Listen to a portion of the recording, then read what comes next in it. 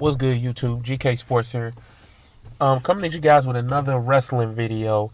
Now, this actually going to be, you guys going to see it on the screen. Me and my brother just going to take a couple of quizzes. Now, the reason that I'm uploading this video is because we were taking a couple quizzes last time, and my brother know a lot. I know a decent amount, and man, it was getting ugly.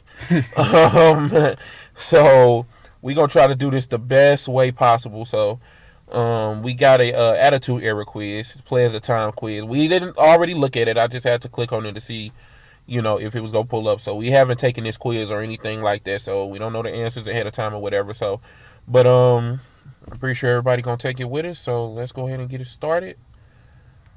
All right. We have the attitude era. Okay.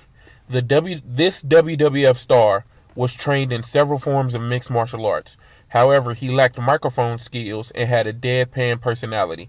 He made his WWF debut in '97 Survivor Series. That sounds like Ken Shamrock. He found his niche in the hardcore division and held the WWF hardcore title for several months in 2000.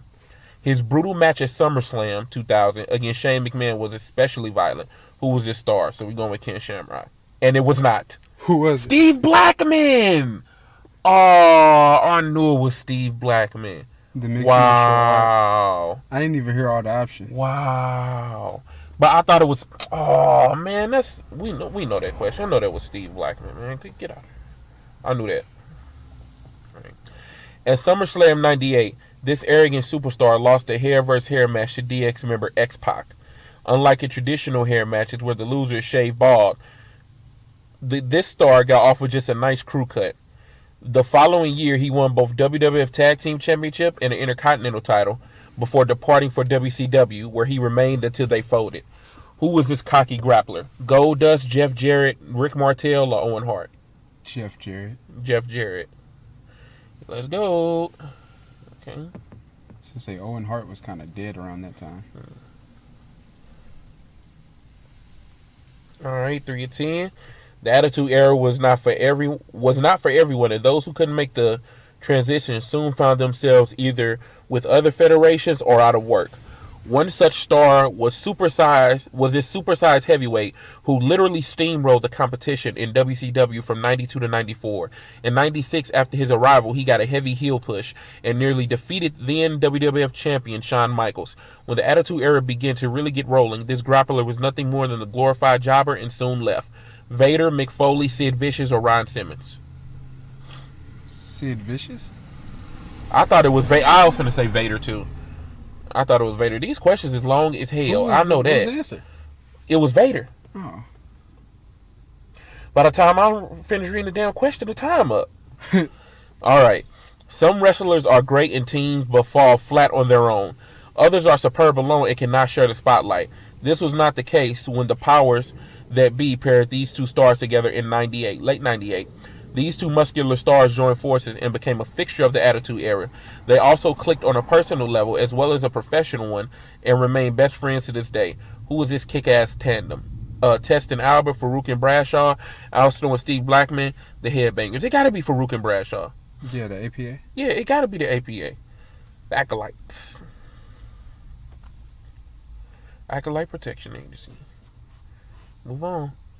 All right, 5 of 10. It's a no-brainer that in order to make it in this industry, you need the right talent and the right people behind the scenes. However, just as important and often overlooked is the right commentating duo. The WWF had many famous pairs of announcers through the years, from Vince McMahon, Pat Patterson, Jesse Ventura, blah, blah, blah, blah, blah, blah, blah, blah. One was a consummate play-by-play man, and the other was a lighthearted color man who always had his eye. Oh, my God, that's easy. Jim Ross and Jerry the King Lawler. Soon as they said one always had his eyes on the ladies, I mean, everybody should know who that is. That's like a 5-year-old question. I mean, if they said who were the commentators during the Attitude Era, that should be easy. Right. In the summer of 99, this diminutive grappler, sorry if I pronounced that wrong, was introduced as the cousin of longtime WWF jobber Despite his small size, he had tremendous determination and courage and faced much bigger opponents such as Kane, Rikishi, and even the Big Show. Like other wrestlers, he eventually found his niche in the company's hardcore division, Spike Billy. where he held numerous titles on numerous occasions. Who was this small wonder? Spike Duck. No, it was Crash Holly. I'm gonna stop saying the name before I hear the options. Yeah. Because then you just start choosing it. While some stars struggled to find an identity in the Attitude Era, this edgy star seemed right at home. Decked out in flashy outfits, this wrestler was always accompanied by his harem of women. In fact, he would even offer his opponent a night with his ladies Now that's the guy. rather than having to wrestle him. Who was the star? Wait till we read the options. It don't matter if you know who it is. The Rock, The Godfather, D'Lo Brown, or Mark Henry. So we know that's The Godfather. All right. But you said the questions take so long. But we still got time. This star was a legend in the Philadelphia-based ECW before making his long-awaited WWF debut at the 2000 Royal Rumble. His debut was teased for weeks, and at the event he made short work of Kurt Angle. Once his wrestling career began to fade away, he actually formed a Great B commentating team with Michael Cole on SmackDown before his 2008 departure for rival TNA. Who was this tough-as-nails star? Bradshaw, Tommy Dreamer, Taz, or Raven? Taz, right? Yeah. Yeah. Because I couldn't remember if Taz went over to TNA or not. He did. Yeah. I remember that. All right. Ninth question. In the spring of 98, just as the era was in its infancy, weekly vignettes began airing hyping the eventual debut of this risque star. He was almost always shown in the female company, and even managed to raise the ire of Ken Shamrock by recruiting his storyline baby sister for one of his porno films. I think I know who this is. Who is this star who followed in the vein of the late great Rick Rude? Christian, Val Venus, Edge, Sean Stasiak. Val Venus, we know that. The best Val Venus thing was when the little Chinese dude, I don't know if he's Chinese, act like he cut off Val Venus thing, for having sex with his daughter or whatever. Dude, the WWE used to do some crazy stuff. Man, WWE used to do whatever they wanted to, man. It was insane. It was funny. No quiz on the Attitude Era would be complete without a question on its founding father, Stone Cold Steve Austin. Steve Austin's rivalry with the WWF head, Vince McMahon, was the proverbial rock on which the foundation was laid. Week after week, the anti-hero Austin would pummel, humiliate, or just outsmart McMahon, his kids, and his stooges. Which of the following acts did Austin not do to Mr. McMahon? Shave his head, pour cement into his sports car, make him pee his pants while holding a toy pistol to his head? Really? Attack him while he was in the hospital? Come on now. He did all three of those things. Whoa, no, he did shave his head. That was years later.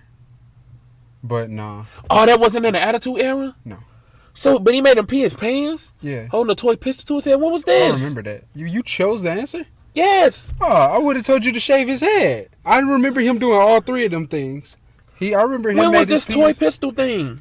I remember exactly. He had on like a little camouflage jacket. He had on a hat. Stone Cold did, and he pulled out the pistol, and then he pulled the trigger, and it just said bang. And Vince McMahon had people. Oh, I remember that. They be showing that on promos for the whole show sometimes. When on the anniversary he shaved shows. his head at WrestleMania 23. Wow. And it wasn't even him. He just helped. At least I wasn't wrong about that. Okay. We got 8 out of 10 though. That was a relative. No, we didn't. We got 6 out of 10, but we really got 8 out of 10 because 2 of them I jumped quick and you knew them. So, but we really got a 6 out of 10. That was a relatively easy quiz. Yeah, it was. Okay, so we're going to do Attitude Era Part 2 and see how that work out. Players Time Quiz. They didn't even ask about I'm recording this off my phone, so sorry if... Well, I'm going to try to cut out as much craziness as possible, but I tried to tell people not to call me or put it on airplane mode or whatnot. So, the Attitude Era Part 2. Let's start. All right, this the one. 10 out of 10. On June 28, 1998, at the King of the Ring, The Undertaker, wrestled his longtime rival, Mankind, in a Hell in a Cell match. We know that was a squash match for Mankind. This bout remains one of the most physically violent in wrestling history. What did Mankind, a.k.a. Mick Foley, do during the contest to kick it up a notch. Took a fall on a bed of thumbtacks, fell right through the roof and down into the ring, fell on top of the cage, and landed on the Spanish announce desk, or all of these? All of these. Yeah, I figure he did all of them, yeah. Man, he was crazy. Did all of that in one match.